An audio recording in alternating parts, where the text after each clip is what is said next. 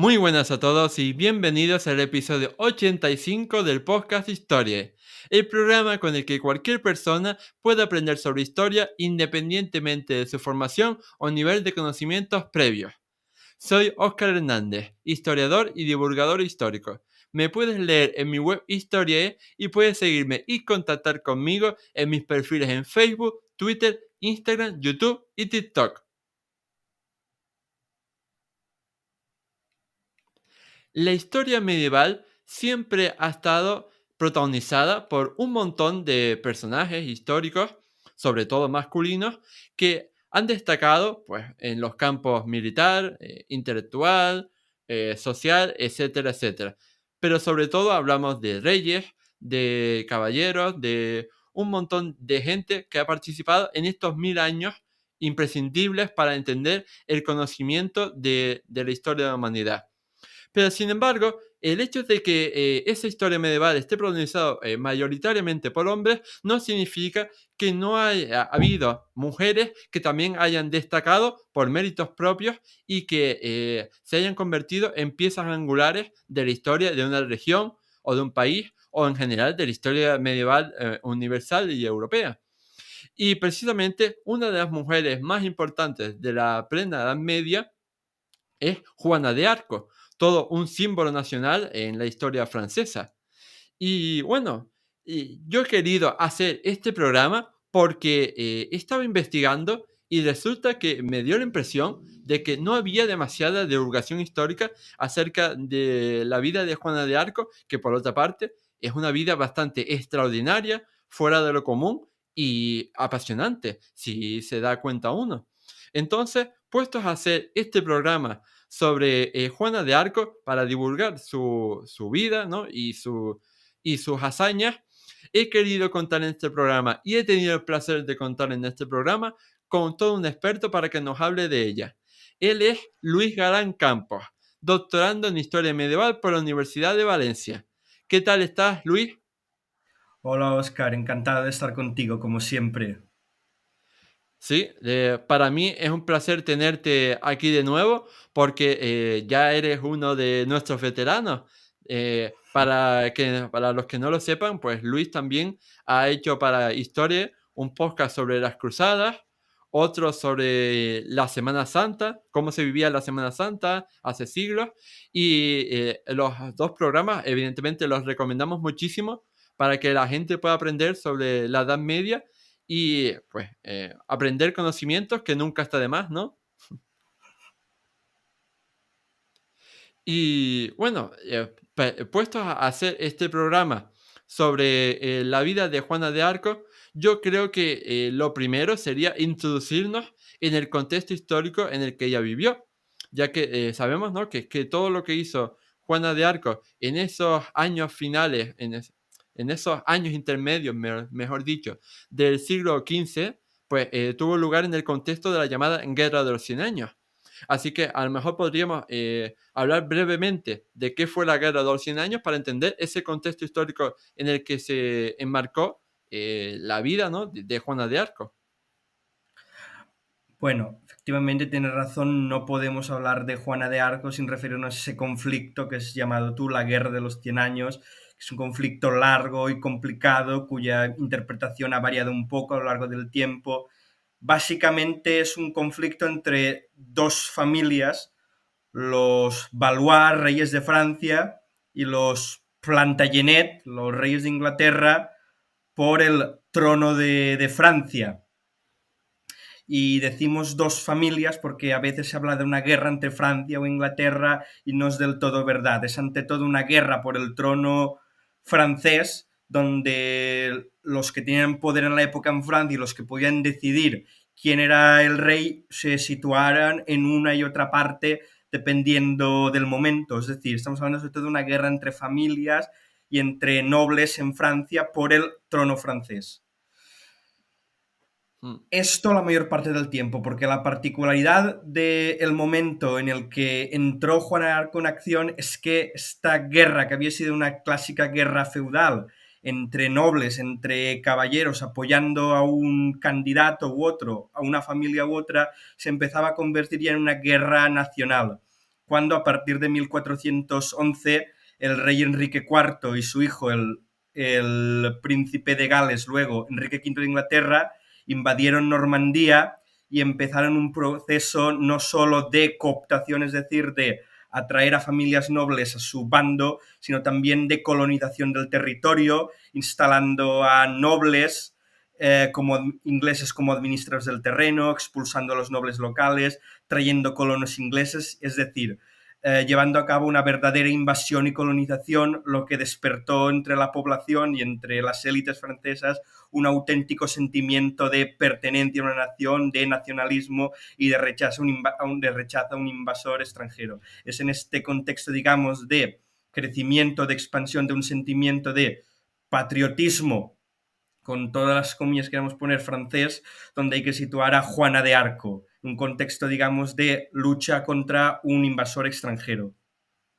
Hmm. Y ahora que tenemos este mínimo contexto histórico para entenderlo, podemos empezar a hablar de Juana de Arco. Y antes de meternos con sus, digamos, sus hazañas, ¿no?, principales, motivos por los que es conocida, quizás podríamos empezar a hablar sobre su infancia, sus primeros años de vida, porque tenemos que tener en cuenta que Juana de Arco no vivió mucho y que su periodo, ¿no?, de mayor conocimiento fue a partir de la adolescencia, ¿no? Entonces, quizás podríamos empezar hablando sobre cómo fueron sus primeros años de vida y quiénes eran sus padres, dónde vivía, etcétera. O sea, todo el periodo básicamente que cubre antes de que tuviera esas visiones religiosas. Claro, Juana de Arco, ten en cuenta que estamos hablando de una mujer joven, no llegó, digamos, a la veintena, de un medio campesino, es decir, era la hija de una familia de campesinos de Don Remy, hoy Don Remy la Pucelle, Don Remy la doncella en su honor, que está situado, digamos, en la frontera entre el dominio real de Francia y el dominio de los duques, obispos de Lorena, es decir, una zona de frontera. El caso de Juana es curioso porque, a diferencia de otras tantos miles, millones quizá de mujeres campesinas de la Europa de su tiempo, sabemos bastantes cosas de su, digamos, de su vida previa, digamos, su entrada en acción, vamos, de sus, como has llamado tú, sus primeros años, su infancia. Ella nació en 1412, alrededor de 1412. Era común que la gente no supiera exactamente su edad, sobre todo la gente de las clases bajas. Su padre era un campesino rico de la aldea de Don Remy la Pucelle y su madre se llamaba Jeanne, como ella. Eran una familia de campesinos acomodados, con tierras, con propiedades, con capacidad, por ejemplo, para alquilar molinos y graneros, para comerciar, para hacer tratos. Sabemos además que su padre era una especie así de hombre de respeto local, que negociaba, por ejemplo, el alquiler de los graneros, que negociaba el pago de los impuestos, es decir, una especie de notable local, pero siempre dentro del grupo de los campesinos. Y Juana vivió una vida de campesina acomodada. Por ejemplo, sabemos que ella en su pequeña infancia podía disfrutar de pequeños lujos que las otras muchachas campesinas a lo mejor de su aldea no podían disfrutar. Por ejemplo, que tenía varios vestidos, que tenía incluso joyas, ¿no?, pequeños pendientes, anillos de plata, que disponía de una habitación propia, que podía dar limosna, es decir, que manejaba un pequeño, digamos, capital, ¿no?, que incluso que había recibido una mínima instrucción literaria, que era semi-analfabeta, es decir, que ella, por ejemplo, podía leer un poquito, podía firmar su nombre, aunque no sabía escribir del todo. Es decir, estamos hablando siempre de una campesina, digamos, un poco acomodada, entre comillas, entre muchas comillas, una clase media, que siempre se destacó como una muchacha religiosa, buena hija, ¿no?, un poco la niña modélico, así un poco, digamos, entre comillas, un modelo a seguir, ¿no?, según luego el proceso de santidad que se le hizo, de que ya de pequeña era muy religiosa, le gustaba mucho ir a misa, de que daba limosna, de que, por ejemplo, preparaba galletas para los campaneros, es decir, así un poco una vida siempre marcada por religiosidad y que ya a partir de su pubertad no se produce un cambio decisivo porque a partir, digamos, de los 12, 13 años, en ese momento de inflexión que es el paso a la adolescencia, empiezan las visiones, las apariciones. Bueno, hicimos visiones con todas las comillas porque ella siempre manifestó que nunca vio exactamente nada, no podemos decir, por ejemplo, que eran visitas propiamente, eran apariciones, sino que siempre se manifestaron de voces, aunque ella siempre los identificó como santos, santa, San Miguel, Santa Catalina. Mm. Y cuéntanos más específicamente acerca de estas visiones o voces que oía Juana y qué manifestó ella acerca de lo que le sucedió. Y cuéntanos también si desde la ciencia contemporánea, no, desde la ciencia del siglo XXI, se ha tratado de dar algún tipo de respuesta científica y racional a lo que pudo haberle pasado. O simplemente es que se lo inventó todo, o yo qué sé. Bueno, es que eso nunca lo podemos saber porque tratar con el material de la época de hacer, digamos, lo que mejor tú quieres decir, una evaluación psiquiátrica de alguien del pasado es imposible, ¿no? Porque la psiquiatría, la psicología no es solo una ciencia física neuronal, no se trata solo de desórdenes químicos, más bien tiene que ver mucho con el contexto. Hoy en día, evidentemente, una persona que manifiesta oír voces incorpóreas nos resultaría extraño, lo tacharíamos de loco o loca, de que necesita medicación, de que necesita ser internado, internada, pero es que en la época era posible, digamos, la Iglesia en su doctrina reconocía que era posible que Dios, los santos, se manifestaran a personas elegidas por su bondad, es decir, no era algo que se inventara totalmente, sino que la propia Iglesia lo reconocía. De hecho, se le hicieron a ella, tanto cuando se presentó al rey de Francia como luego durante su juicio, incluso después de muerta, a través de testimonios, claro, sobre su vida, se intentó averiguar si estaba loca, según los términos de la época, y no, y todo el mundo decía que era una persona lo que se entendía como sana, pero que ella siempre manifestó oír voces, que esas voces eran de santos, de santas, de San Miguel Arcángel, y evidentemente para sus partidarios, ¿no? Para que la gente la apoyó, era cierto, ella era una persona que había recibido ese don, y recordemos, no era algo que pudimos pensar que es algo de locos o de un grupo de gente muy pequeña, digamos, de una secta que diríamos hoy, sino que todo el mundo creía que había personas con dones especiales, incluso la propia Iglesia reconocía que había personas con el don de la profecía, que podían recibir visiones, que podían recibir estigmas, por ejemplo, San Francisco de Asís, como por ejemplo otros santos y santas, Santa Brígida, por ejemplo, que unos 150 años antes había recibido una visión de Cristo. Incluso hoy en día la Iglesia reconoce apariciones de Jesús, de los santos, de la Virgen. No podemos tratar a Juana desde el punto de vista psiquiátrico, no solo porque es imposible, sino porque además nos desviamos del contexto fundamental de la época. En esa época, en la religión y en la doctrina de la Iglesia, incluso hoy en día, se reconocía que hay personas con dones. En este caso, Juana no vio voces, no, perdón, no vio imágenes, no vio cuerpos, oyó voces. Mm. ¿Y qué le decían estas voces a todo esto? ¿Qué fue el mensaje que le transmitieron y que le hizo ponerse en marcha? Ver, claro, el mensaje concreto de estas voces, digamos, a lo mejor nunca lo podremos saber con exactitud. Solo sabemos lo que Juana comunicó, primero ante el rey de Francia, bueno, ante el delfín de Francia en ese momento, luego ante su juicio y luego a partir de los testimonios en su proceso de exculpación, de indulto después de su muerte. Esas voces le hablaron de los males de su país, que había sido invadido por un rey extranjero que quería usurpar el trono francés, que no era suyo, y había un rey legítimo que era Carlos de Bourg, de Bush, el delfín, o sea, el hijo del rey, que todavía no ha sido coronado, que era el destinado a ser legítimo rey, y también esas voces supuestamente le dieron mensajes sobre la cristiandad, le hablaron de los males y de los desastres que estaba pasando la iglesia y la sociedad cristiana en su momento con el cisma, con el surgimiento de la herejía husita en Bohemia y con la presencia de musulmanes en Tierra Santa. Supuestamente esas voces no solo le hablaron de los problemas de Francia que ella tenía que solucionar, sino también de los problemas en general de la cristiandad. Por ejemplo, el problema husita o incluso la necesidad de hacer una cruzada para liberar Jerusalén.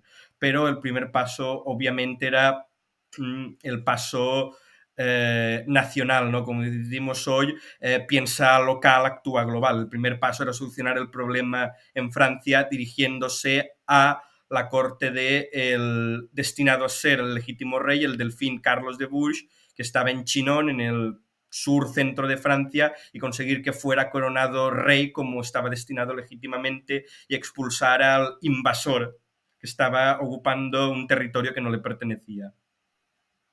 Mm, sí. Y ahora a todo esto, como tú has mencionado, una de estas voces, ¿no? Pues invitaba a Juana a transmitir ese mensaje y ese mensaje llegó a comunicárselo incluso hasta al delfín, que es como se llama, ¿no? Al príncipe heredero de Francia, que en este caso es Carlos VII de Francia, el que El sería en el futuro el rey Carlos VII de Francia. Entonces, claro, quizás puedas contarnos cómo fue ese camino entre que Juana sale de casa de sus padres, de su aldea, hasta que llega a la corte del futuro rey Carlos VII de Francia, porque supongo que no tuvo que ser nada fácil.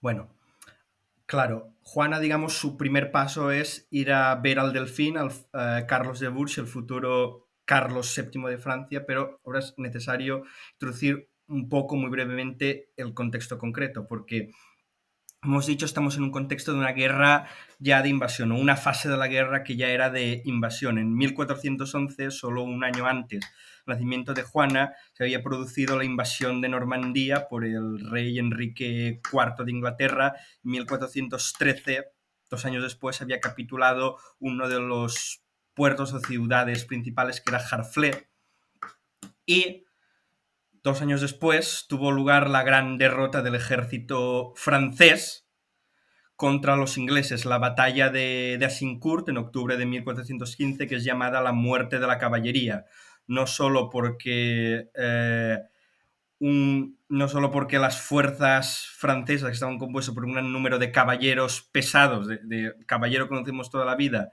frente a arqueros ingleses, sino también porque después de la batalla muchos de los caballeros capturados fueron ejecutados en masa por el entonces ya rey de Inglaterra, Enrique V, en represalia porque los franceses habían atacado su campamento por la retaguardia. Es decir, esa batalla tuvo un gran impacto, no solo un impacto directo para muchas familias que perdieron a miembros o tuvieron a algunos pocos pagar su rescate, también para los ejércitos de Francia y para la moral francesa y el prestigio del rey. En 1422, finalmente, se produce lo que se llama el Tratado de Troyes, en el cual el rey de Francia en ese momento, Carlos VI, llamado también Carlos VI el Loco o el Bien Amado, capituló ante los ingleses. Casó a su hija con Enrique V y nombró a Enrique de Inglaterra su sucesor, es decir, que cuando él muriera él sería rey de Inglaterra y de Francia. Todo perfecto, hubiera acabado la guerra si no fuera por dos cosas. Primero, que a los pocos meses de ese tratado fue firmado en 1420, a los 2 años de ese tratado, en 1422,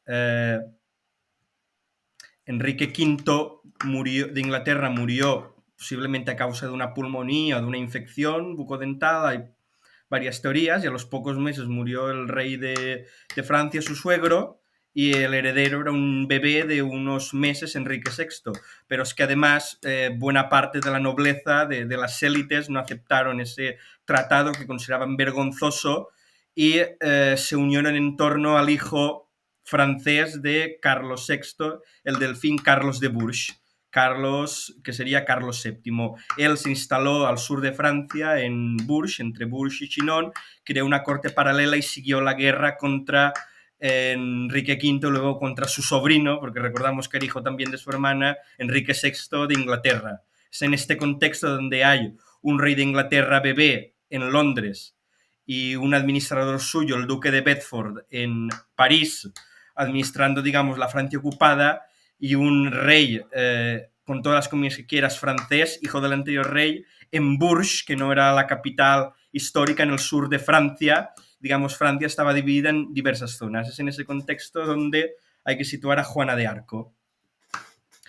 ¿De acuerdo? Pues sabemos que a principios de marzo de 1429 o a finales de febrero, una campesina llamada Jeanne de Domremy, o sea, Juana de Domremy, se presentó ante el rey, acompañada por un primo suyo, y le transmitió un mensaje supuestamente de Dios, de la corte celestial, de Santa Catalina, de San Miguel, que era uno de los patrones de Francia, diciéndole que ella había sido enviada por Dios para convertirlo, para coronarlo como legítimo rey. ¿Cómo llega una campesina desde una aldea de Lorena hasta Bourges?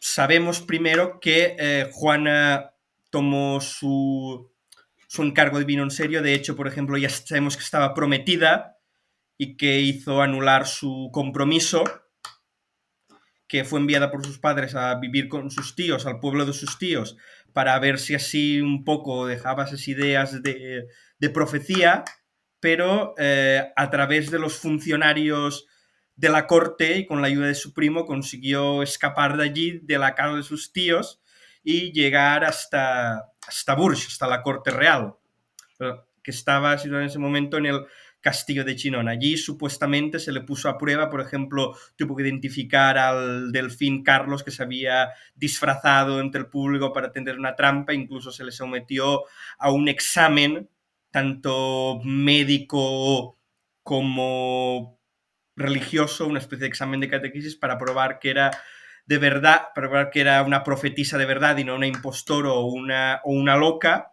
y a partir de ahí empiezan las andanzas de Juana de Arco. Sí, pues me parece increíble, ¿no? Cómo una campesina que es todavía adolescente, que por eso no tiene ningún tipo de conocimiento militar o lo que sea, y evidentemente no es nadie importante, me refiero, no es nadie noble de la aristocracia, ni mucho menos, pues llega hasta la corte, ¿no? Del príncipe heredero y le comunica estas cosas y gracias a sus primos. O sea, me parece, solo esa parte ya me parece una aventura pintoresca. Pero Sí, precisamente, como tú decías, ahora es cuando empiezan las andanzas de Juana de Arco. Y precisamente una de las primeras fue que ella ayudó, ¿no? Ayudó, digamos, a la moral de las tropas, ¿no? A poner final al sitio de la ciudad de Orleans. claro, podemos pensar que es una aventura rocambolesca, ¿no? Como una mujer de origen, digamos, humilde, aunque vemos que no era exactamente alguien, digamos, la marginalidad, que era una mujer, digamos, de una familia campesina, pero con recursos, y que ella incluso tenía un poquito de instrucción básica, llegó a hablar con el rey de Francia, pero claro, en esa época no era tan difícil hablar con un gobernante como ahora, que hay que pedir cita, audiencia, hablar con un secretario. Esa época se consideraba un derecho del pueblo ver al rey. De hecho, los reyes, los príncipes, los duques solían tener audiencias públicas para que la gente del pueblo hablara con ellos, para pedirles favores, para pedirles misericordia, para atenderles en situaciones judiciales. Es decir, era mucho más fácil entrar en contacto con el rey de Francia en 1429, que es cuando se produjo la primera entrevista entre Juana y Carlos de Bourges, que hoy hablar, por ejemplo, con Emmanuel Macron, el primer ministro, en el Palacio del Elíseo. Es un contexto radicalmente diferente, y además recordemos que en esta época la gente creía y la iglesia avalaba que había personas con dones, es decir, que esas personas existían, simplemente esos profetas había que encontrarlos. Y obviamente tener a un profeta de tu lado, y si es auténtico, que te profetice que tú eres el legítimo rey y que vas a ganar a tus enemigos, es digamos, una gran baza a tu favor, porque significa que Dios está de tu lado. Así que lo primero que se hizo fue, como ya he comentado, hacerle un examen, digamos, de validez de su profecía, tanto un examen religioso con preguntas sobre la catequesis más básica y sobre sus visiones, y después un examen médico para determinar su salud mental, también muy importante que fuera virgen, porque las profetisas solo podían ser mujeres vírgenes, fue examinada por médicos en la ciudad de Poitiers, y luego ya, digamos, con el consenso tanto de una junta de teólogos, es decir, de curas, capellanes, obispos y gente formada, tanto como de médicos que avalaban que era una profeta de verdad, se dio una instrucción muy básica para que supiera montar a caballo, se le dio un traje de soldado, eso sí, y una bandera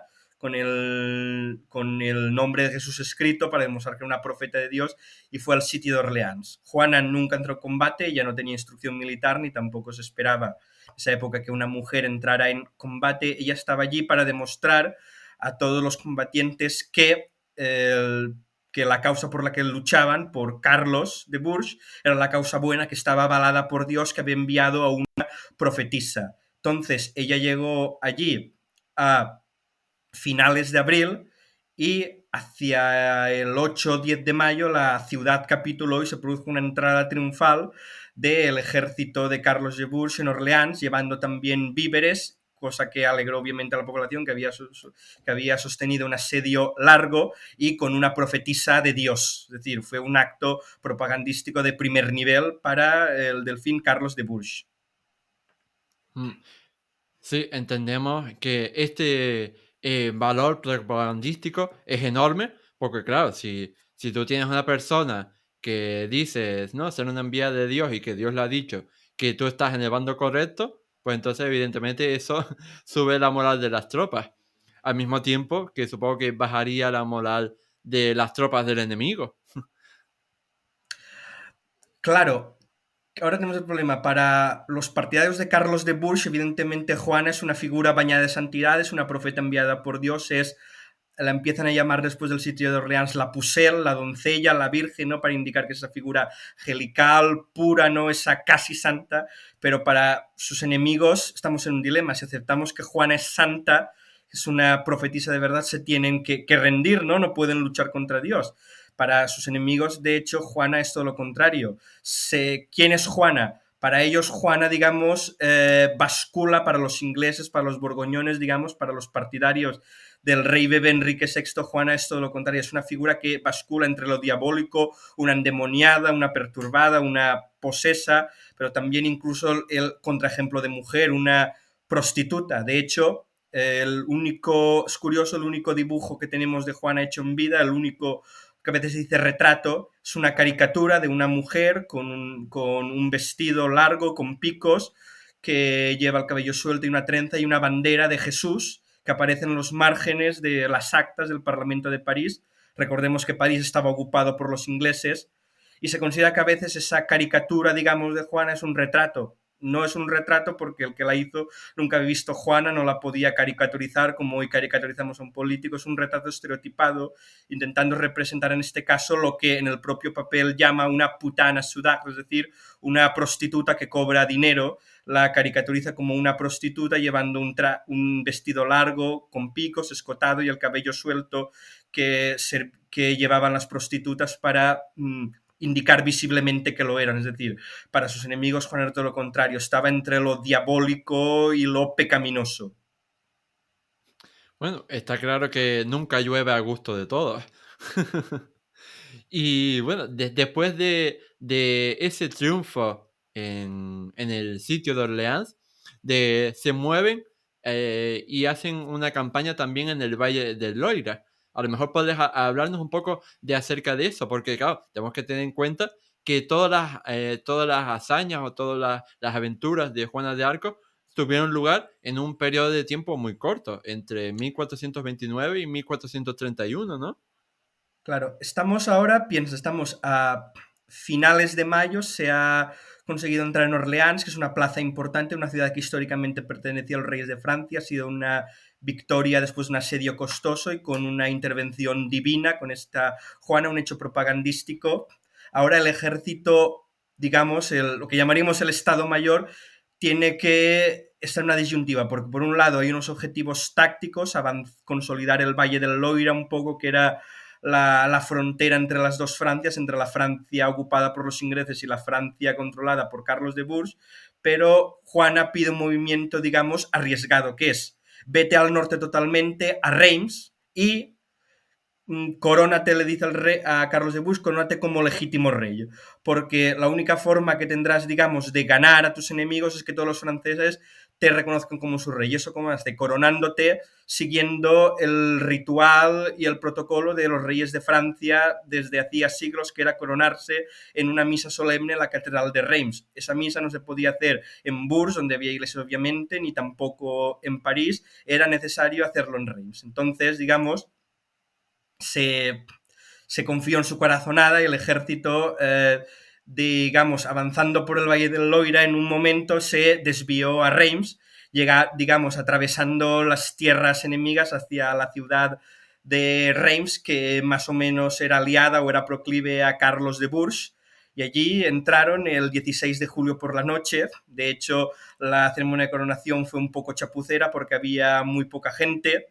Carlos tuvo que nombrar, darles papeles en la ceremonia a los nobles que había a su lado, aunque no tenían, aunque a lo mejor no eran del rango adecuado para hacerlo, pero bueno, finalmente el 17 de julio, y estando Juana presente, el 17 de julio de 1429, en una misa solemne, Carlos de Bourges fue coronado como Carlos VII en una misa por los obispos y poniéndole el aceite sagrado con el que se coronaba a los reyes de Francia, y estando delante dos personajes importantes de la corte, que además eran, en este caso, solamente dos mujeres. Por un lado, su madre adoptiva, su suegra, Violante de...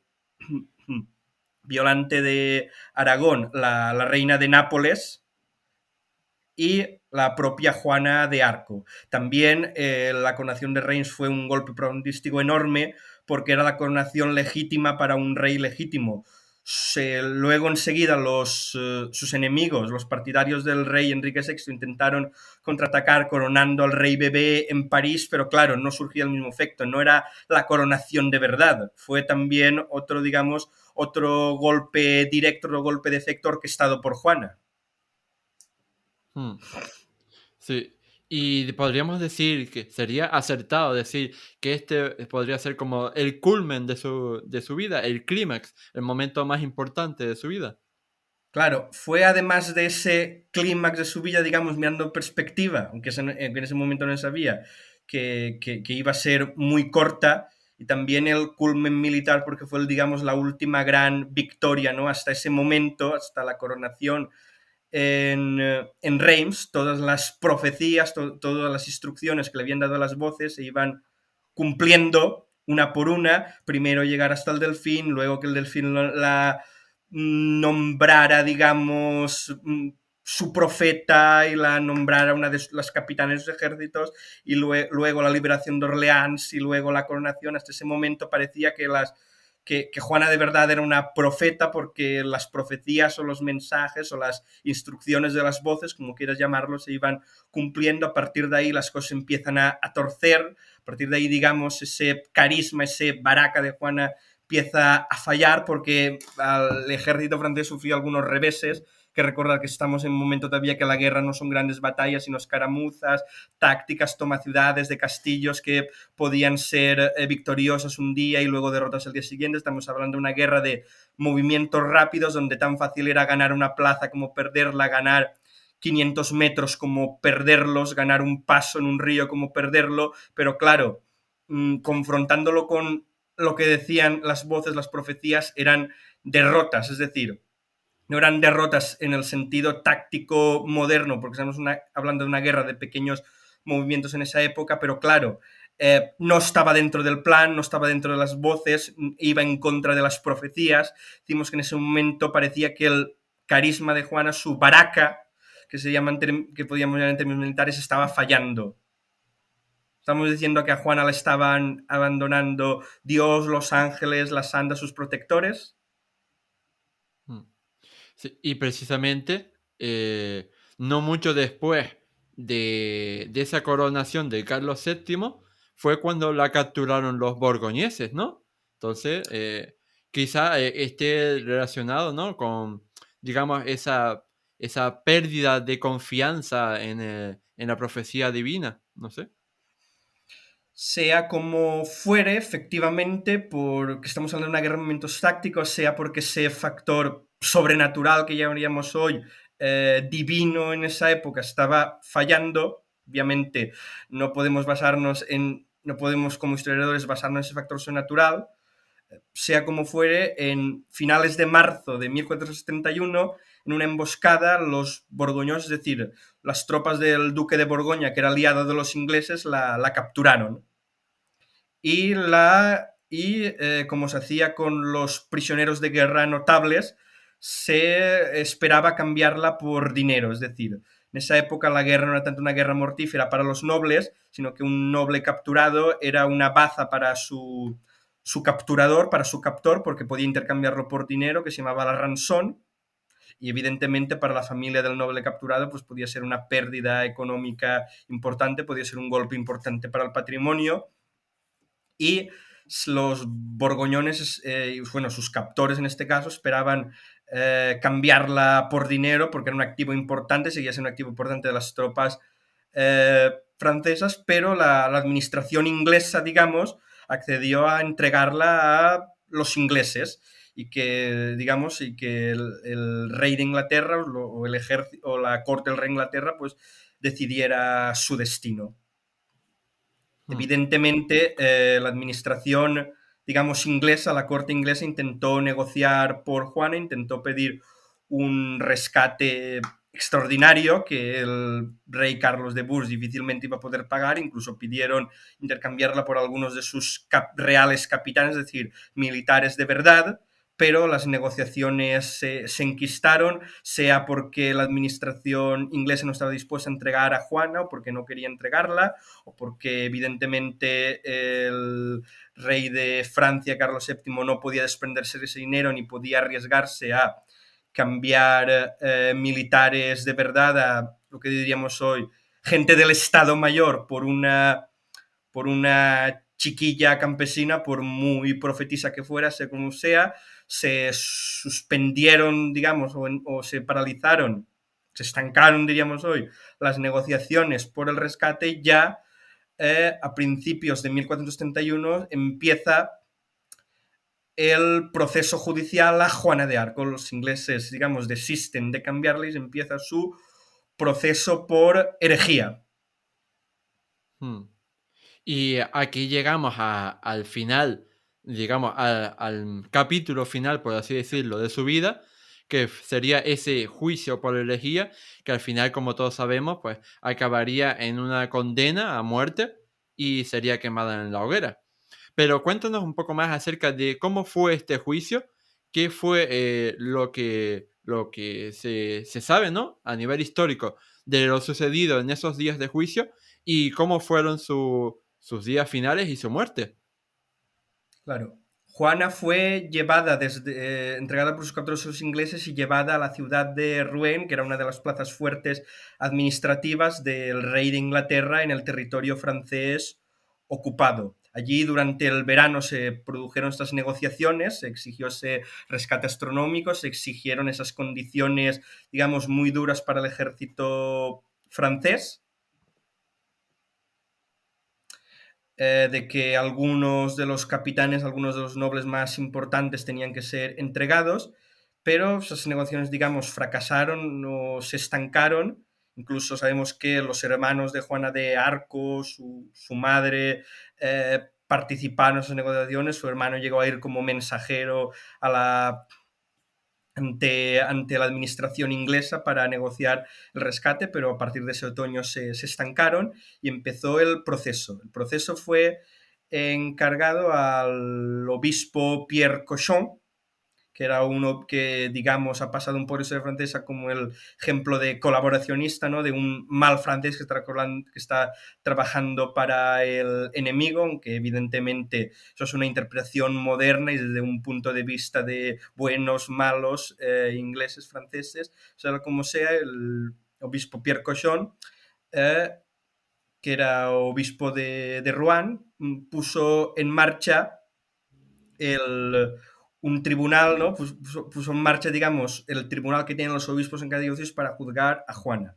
Juana se le presentó una lista de decenas de cargos, entre los cuales los que han destacado más o los que, digamos, nos chocan más desde el punto de vista moderno son los de herejía, porque recordemos, la propia Iglesia reconocía que había personas con ese don de santidad, no es una cosa que he inventado, incluso Juana había sido avalada por un tribunal, que evidentemente de los franceses enemigos, como una profetisa buena, como una profetisa auténtica, y travestismo, es decir, de, digamos, un pecado relacionado con no vestirse de acuerdo a su género, no comportarse como su género, es decir, desviarse, digamos, de los lugares y de los comportamientos que tenían asignados por su género.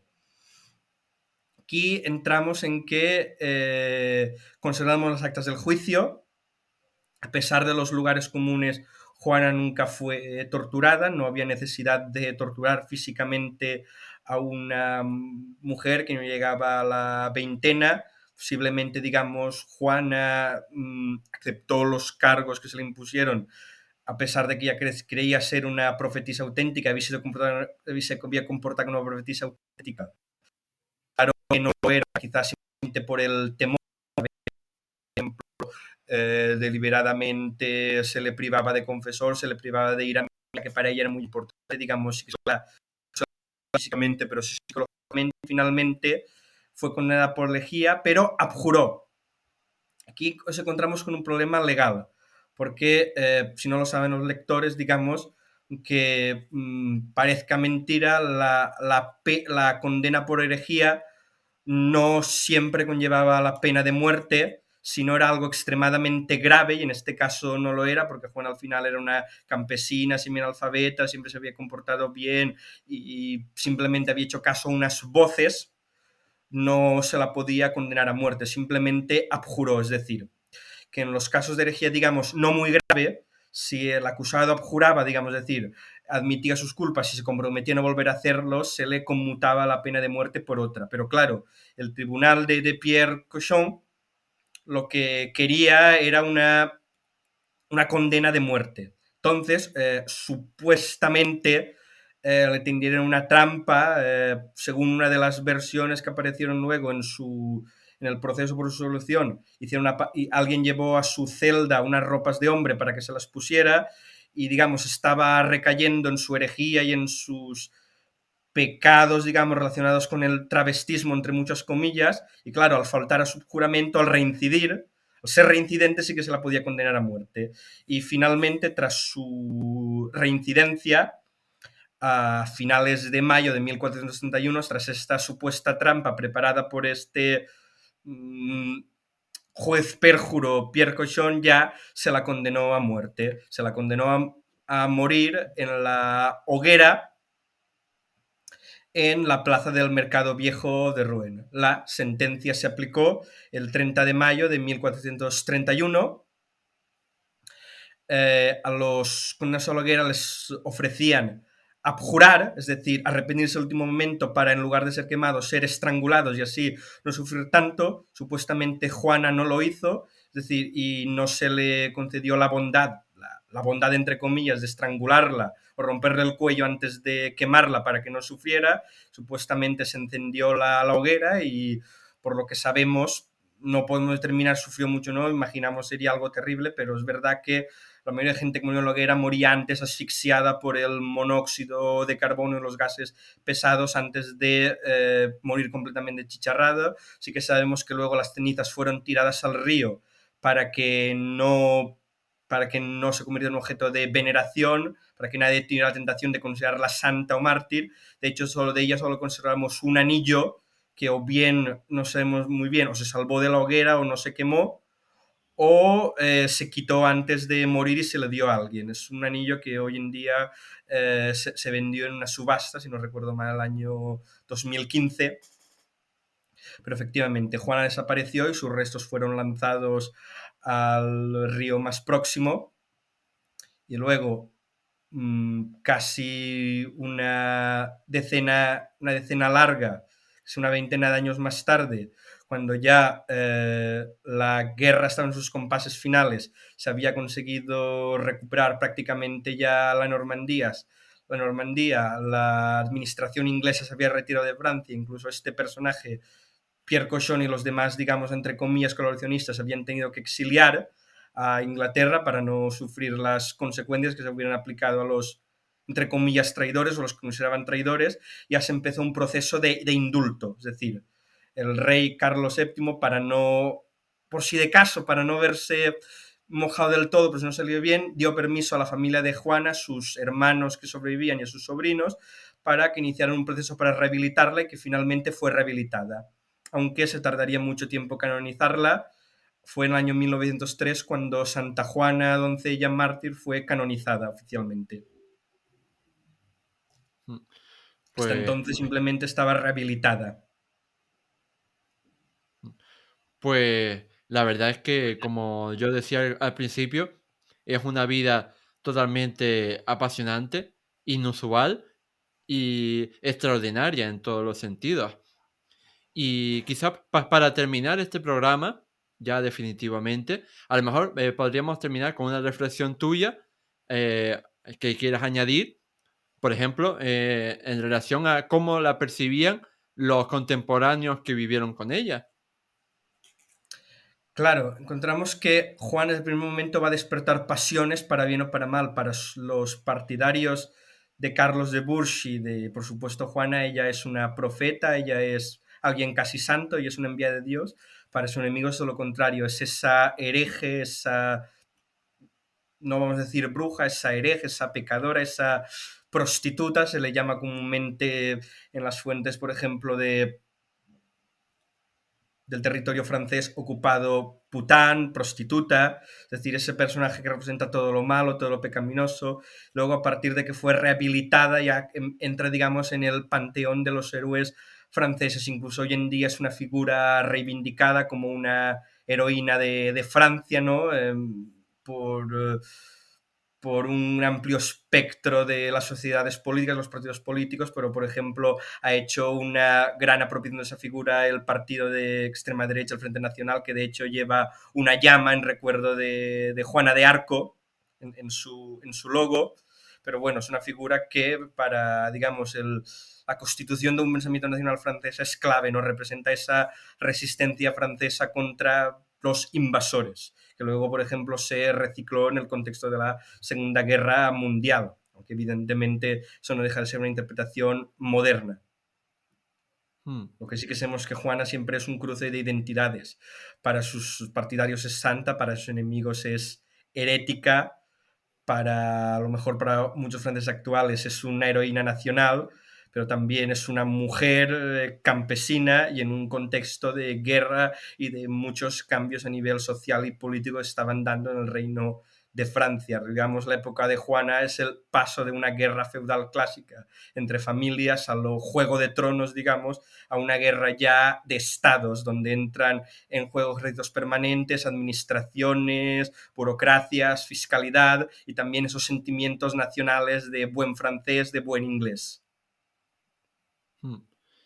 Y bueno, con esta magnífica reflexión y esta referencia a Juego de Tronos que nos falte nunca en nuestras vidas, llegamos al final de este programa de historia.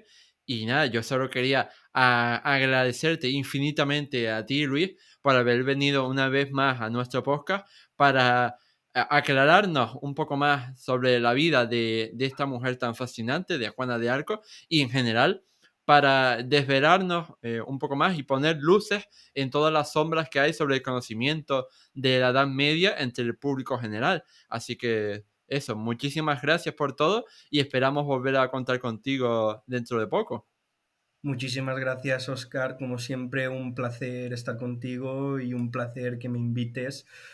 Espero poder volver lo más pronto posible y espero colaborar contigo más veces, tanto aquí como en la web, con los posts me refiero. Mm. Sí, eres invitado y desde luego, si no publicas más, es porque no quieres. Gracias. Gracias.